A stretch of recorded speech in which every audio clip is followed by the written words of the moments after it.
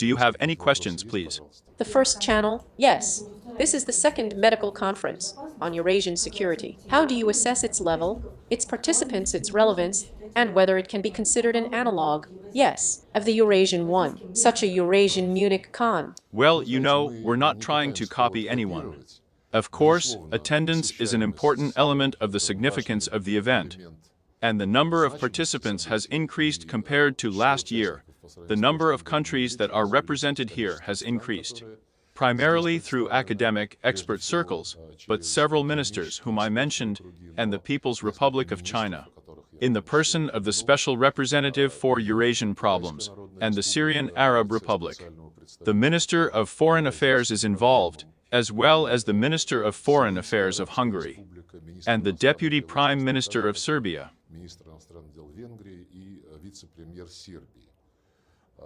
I believe that this conference is based on life, because the security models that have been used in the region, primarily in Europe, have so far discredited themselves.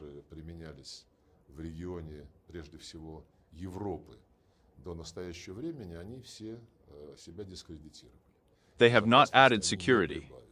The experience of the OSCE, the experience of the same Council of Europe, and the actions of NATO, and together with NATO and the European Union, to extend their dominance to the entire Eurasian continent and to the seas and oceans surrounding it.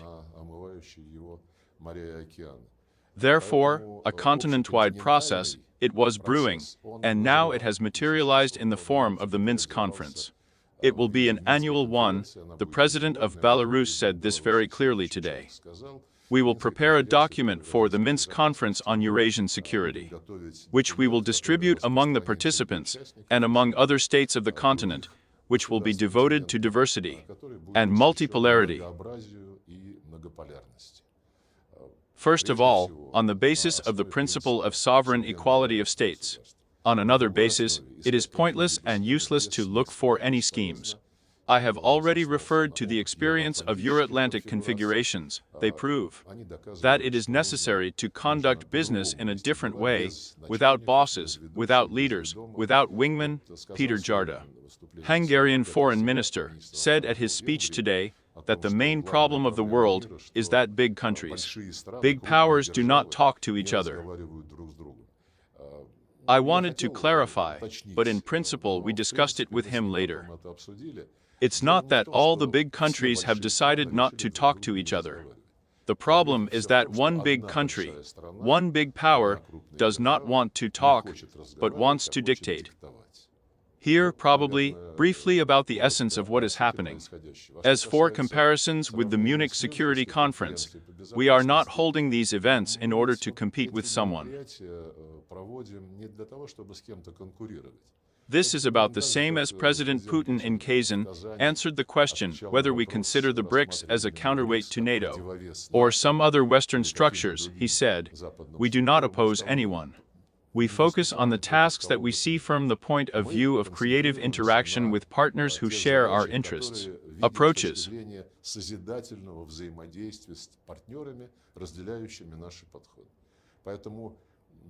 I wouldn't talk about competition here, these are different things.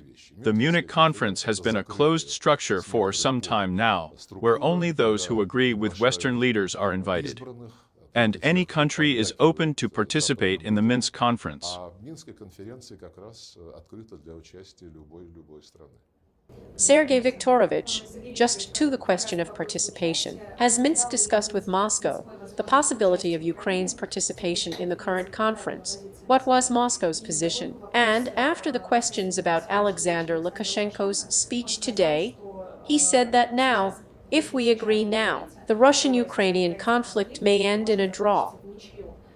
Russia will be satisfied with this position, and what else is it now? As for the guest list, our Belarusian friends are the hosts, so they don't need to consult anyone, ask permission to invite anyone.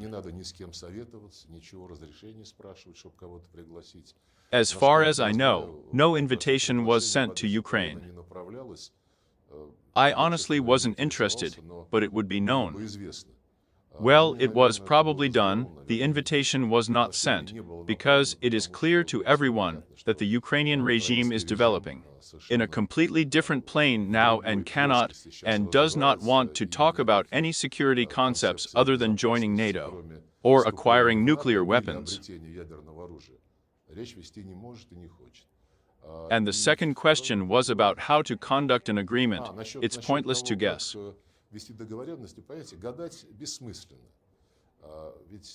A draw is a concept that can be applied to a variety of situations, including, by the way, the Istanbul Agreement.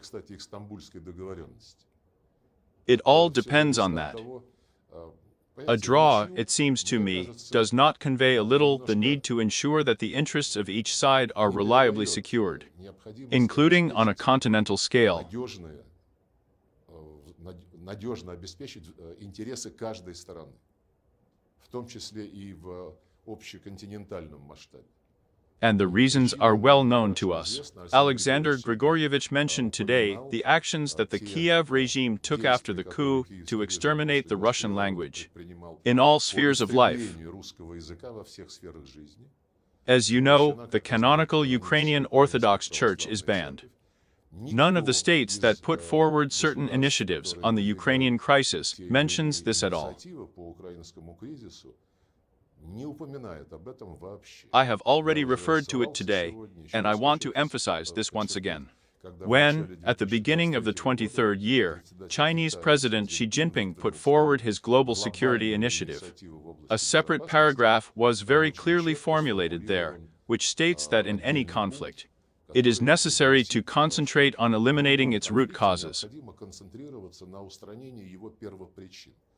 Russian culture in the broadest sense of the word, and the destruction of the canonical Orthodox religion in gross violation of the UN Charter, along with Ukraine's involvement in NATO, are the root causes of what we are seeing in Ukraine now, when Russia has no other choice but to protect its compatriots, by and large brothers and sisters.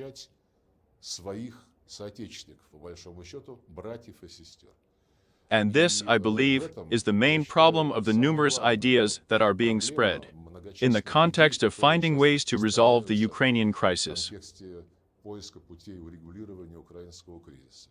Look, Georgia has just passed a law that requires any non-governmental organizations to announce what foreign funding they receive.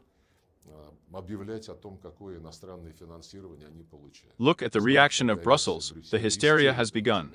Not to mention the law on the protection of the moral code of the Georgian people, the so-called law on LGBT propaganda. Regarding the financing of non-governmental organizations, there are laws in the United States, there is such a law in France, in Poland. In Britain, there is such a law. And everyone can, because they are the masters of life. And Georgia only hinted that they also want to know who pays for the activities of opposition structures.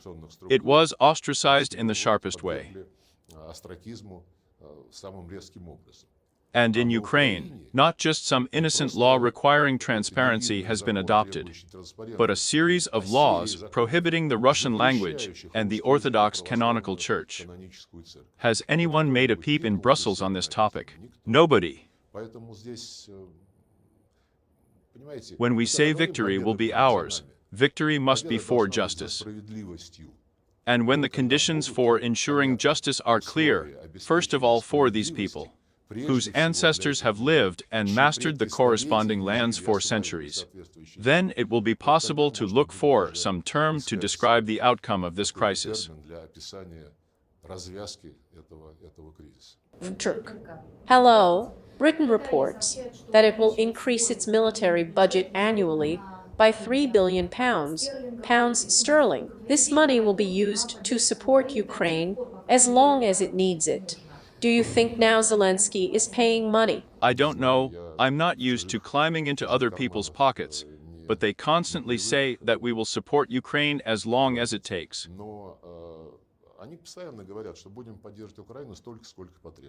But it took them 20 years in Afghanistan. Well, let's see how they do in the Ukrainian direction. At a meeting with Luda, Zelensky asked to lead troops to Ukraine. It is clear that there are already weapons and NATO officers there. But what kind of process are you observing here, Sergei Viktorovich? On the one hand, the West seems to be too greedy and does not want to finance Ukraine as much as before. And on the other hand, we constantly hear these attempts to escalate even more, even more.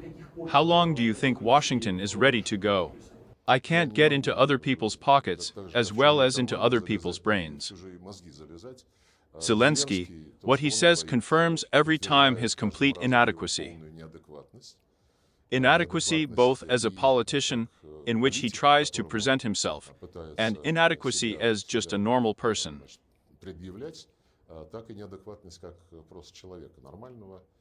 It's sad. As for its patrons, its owners, we are watching the discussions that are going on there. We are watching how sensible political figures demand to concentrate on their own problems, which are a dime a dozen there in the United States, especially in Europe. And instead the leaders of the European Union are trying to build everyone into one line called "We will defend Ukraine to the last," meaning Ukrainians.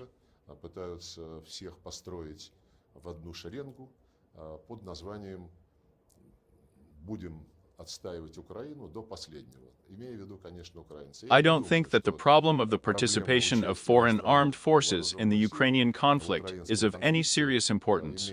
They are already involved there, everyone understands this perfectly. And instructors who actually point the corresponding missile weapons at targets on the territory of the Russian Federation. Without them, the Ukrainian army would not be able to fight. It's all clear to everyone. The West, I mean, including London, how they will continue to dispose of their influence on this regime, frankly speaking, I am not particularly interested in.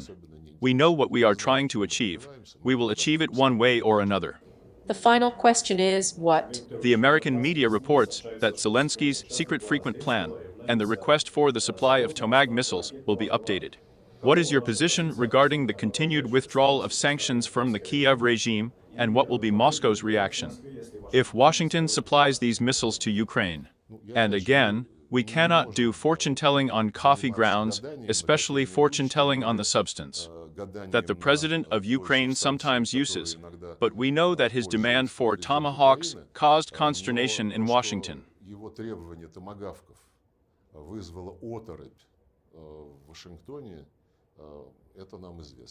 Therefore, I think they understand perfectly well who they are dealing with, and I am sure that for the sake of ensuring the security of the United States, the American people, so as not to expose them to any risks, they will beat their hands when he continues to try to drag the United States into a war against Russia. Спасибо.